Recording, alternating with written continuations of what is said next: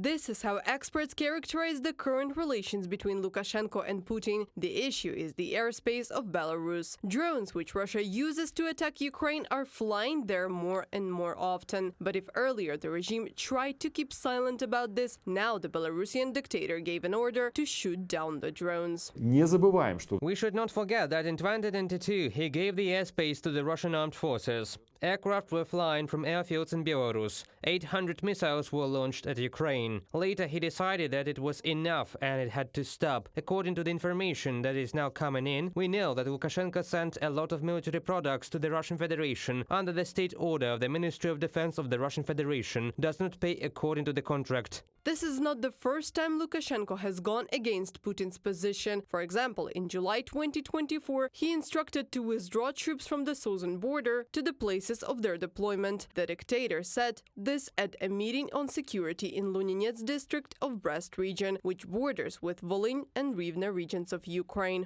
Ukrainian troops have been withdrawn, so our troops should be removed from their border, so that they understand that we are not going to fight, and we are not going to concentrate our armed forces here, except for the Special Operation Forces. Alexander Lukashenko, self-proclaimed president of Belarus, from Belta news agency.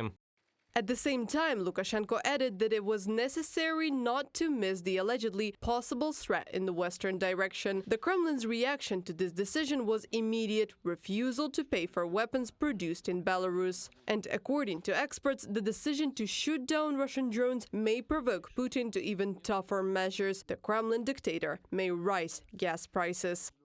Lukashenko is even shooting down Russian drones to show Putin that he is not happy, that he doesn't want Belarus airspace to be used. Is this a sign that Lukashenko is changing his strategy regarding the war in Ukraine? No, this is a tactical game. He's thinking about himself. He's trying not to provoke Putin before his reappointment to the position of head of Belarus, which he has usurped. He has been and will be a strategic partner of the Russian Federation. Today, Lukashenko is in a difficult situation. On one hand, he can no longer sell his people the slogan that he will keep a peaceful sky over their heads. After all, it is no longer possible to hide the fact that Russian drones are flying on the territory of Belarus. But on the other hand, the only way to keep his legal power is to continue playing along with Putin. Therefore, Lukashenko continues to build up the military contingent and thus create a threat of aggression on the border with Ukraine. In addition, Minsk continues supplying the Kremlin with the necessary weapons, as well as helping Russia to circumvent sanctions.